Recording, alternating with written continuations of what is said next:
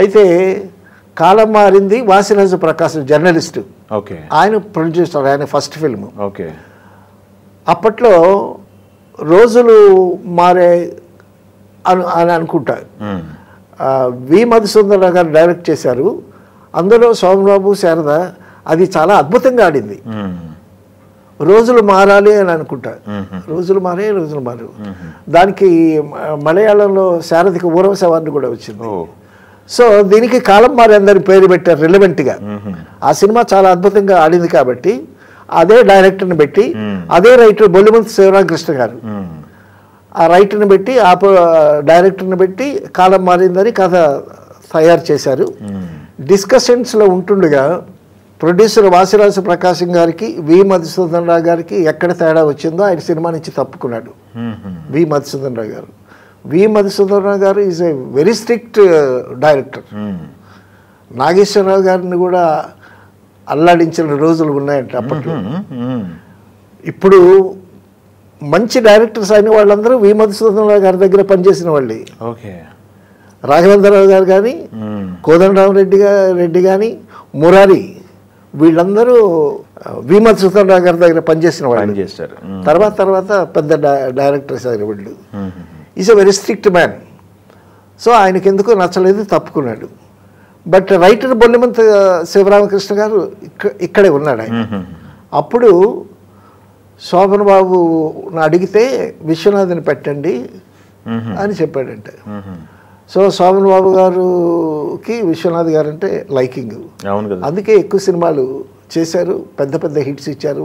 అంతకుముందు శారద అట్ట చాలా హిట్స్ ఉన్నాయి, జీవన జ్యోతి కానీ. సో వి మధుసూదనరావు గారి ప్లేస్లో ఈయన వచ్చాడు, విశ్వనాథ్ గారు వచ్చారు. కాలం మారింది ప్రాజెక్ట్కి.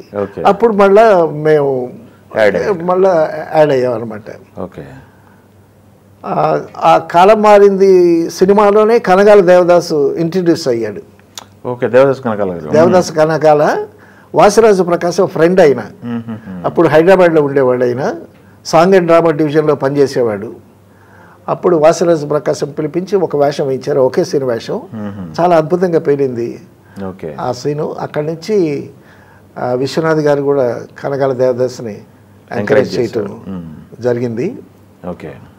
కాలం మారింది ఆ సినిమాలో మిగతా కాస్టింగ్ కాలం మారిందిలో శోభన్ బాబు, శారద, గుమ్మడి, సూర్యకాంతం, పెద్ద కాస్టింగ్.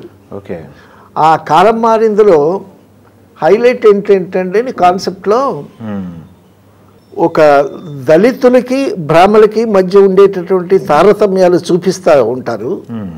చూపిస్తా దళిత వర్గాన్ని అసహించుకునేటటువంటి ఒక క్యారెక్టరు ప్రాణాపాయ స్థితిలో ఉంటే అప్పుడు ఈ దళితుడు వెళ్ళి రక్తం ఇచ్చి ఆ ప్రాణం కాపాడుతాడు. సో అది ఒక మంచి కాన్సెప్ట్, అది రెవల్యూషనరీ అభ్యుదయ భావంతో ఉండేటటువంటి కాన్సెప్ట్.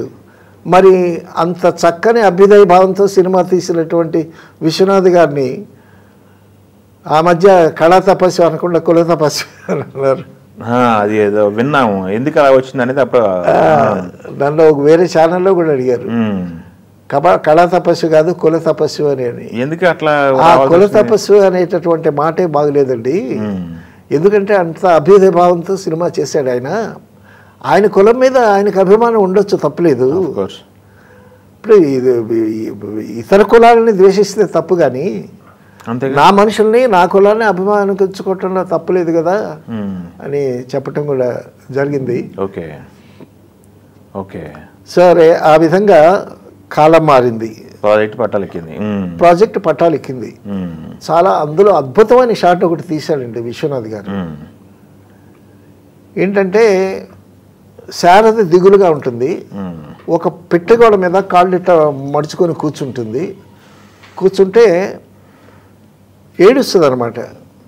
విశ్వనాథ్ గారు చెప్పాడు, మరి కేవీ రెడ్డి గారు సావిత్రికి చెప్పినటువంటి ఇన్స్పిరేషన్ ఏమో తెలీదు మనకి. శారద ఈ కంటిలోంచి ఒక చుక్క, ఈ కంటిలోంచి ఒక రావాలి అన్నాడు ఆయన. అనేసరికి she took it as a challenge. Challenge కూడా తీసుకుంది. అలాగే కరెక్ట్గా గ్లిజర్ని వేసుకుంది. నేను ఎప్పుడు కెమెరా స్టార్ట్ చేయమంటానో అప్పుడు స్టార్ట్ చేయండి అంది. కళ్ళ నిండా గ్లిజర్ని పెట్టుకుంది, కళ్ళు మూసుకుంది. రెడీ సార్ స్టార్ట్ కెమెరా అంది. కెమెరా స్టార్ట్ అయింది. కరెక్ట్గా ఆ ఎక్స్ప్రెషన్ ఇచ్చి రెప్ప తెరిచి రెప్ప వాల్చిందండి. కరెక్ట్గా ఇందులో నుంచి ఒక చుక్క, ఇందులో నుంచి ఒక చుక్క జారేయండి. అందరూ చప్పట్లు కొట్టారు.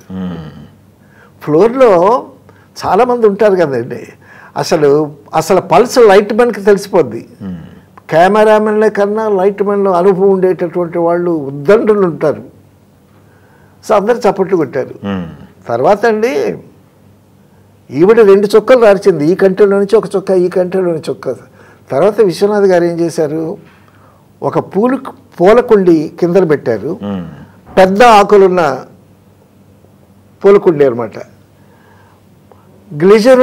గ్లిజరిన్ డ్రాప్స్ 2 చేతులతో ఆ 2 చుక్కలు ఆకుల మీద వేశారు. ఆ డ్రాప్స్ ఆకుల మీద పడ్డాయని సింబాలిక్గా.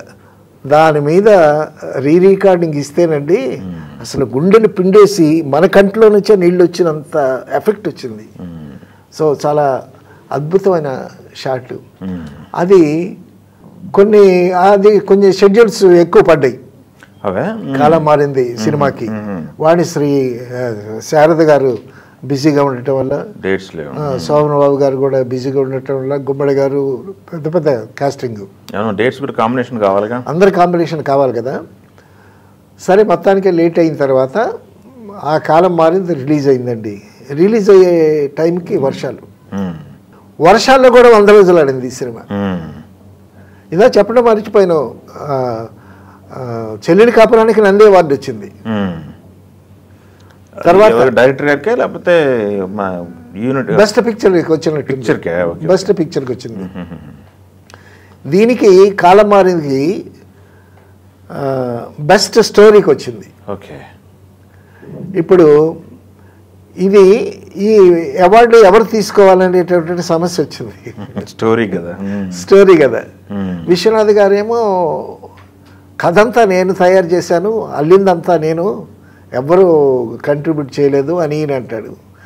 అంటే విశ్వనాథ్ గారితో సినిమా అయితే బాగా చేస్తారు కానీ సినిమా ఆఖరి అయ్యేసరికి విశ్వనాథ్ గారితో ప్రొడ్యూసరు కంఫర్టబుల్గా ఉండడు.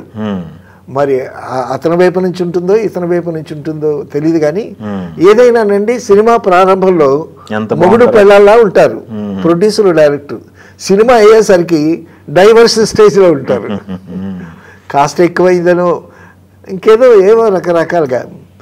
అయితే ఆఖరికి ఆ కథ యూనిట్ అని చెప్పి ఆ యూనిట్ ద్వారా బొల్లిమంత శివరామకృష్ణ గారు తీసుకున్నారు స్టోరీ అవార్డు. తర్వాత మళ్ళా అదే బ్యానర్లో నెక్స్ట్ పిక్చర్కి మళ్ళా మేము కంటిన్యూ అయ్యాం. ఆ స్టోరీ డిస్కషన్ జరిగేటప్పుడు బొల్లిమంత శివరామకృష్ణ గారు ఈజ్ అ వండర్ఫుల్ రైటర్, చాలా అద్భుతమైన నవల్స్ కూడా రాశాడు.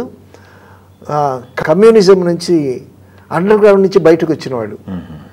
అండర్ గ్రౌండ్ నుంచి బయటకు వచ్చి ఆత్రేయ గారి దగ్గర అసిస్టెంట్గా చేరి ఇండిపెండెంట్ రైటర్ అయ్యి చాలా అద్భుతమైనటువంటి సినిమాలు చేశాడు. జంజాల గారి స్క్రిప్ట్ లాగే ఆయన స్క్రిప్ట్ కూడా చాలా తక్కువ ఉంటుంది, డైలాగ్ చాలా ప్రెసైజ్గా ఉంటుంది, 2-3 అర్థాలతో అద్భుతంగా రాస్తాడు ఆయన బొల్లిమంత శివరామకృష్ణ గారు. సో నెక్స్ట్ పిక్చర్ డిస్కషన్లో విశ్వనాథ్ని విమర్శిస్తున్నాడు ఆయన. విమర్శిస్తుంటే సరే నేను ఊరుకున్నా. 2-3 సార్లు విమర్శించాడు. విమర్శించేసరికి మరి విశ్వనాథ్ గారు అసిస్టెంట్ కదా, మా గురువు గారిని విమర్శిస్తే నాకు బాధగానే ఉంటుంది కదా. ఏంటి గురువు గారు 100 రోజులు సినిమా ఇస్తే మీరు మా గురువు గారిని విమర్శిస్తారు అన్న. అంటే ఆయన ఏమన్నాడు తెలుసండి, ఒక పిచ్చోడా, నేను 300 రోజులకి స్క్రిప్ట్ రాస్తే మీ గురువు 100 రోజులకి తగ్గించాడు అన్నాడు. అసలు ఆ చెప్పటం చూడండి ఎంత అందంగా చెప్పాడు ఆయన. ఆయన మధుసూదన్ రావు గారి దగ్గర నుంచి వచ్చాడు. మధుసూదన్ రావు గారు లేడు, విశ్వనాథ్ గారితో పనిచేయాల్సి వచ్చింది. సో ఆ విధంగా ఓకే. ఆ సినిమా కూడా చాలా బాగా ఆడింది, చాలా మంచి పేరు వచ్చింది. కాలం మారింది కదా. కాలం మారింది.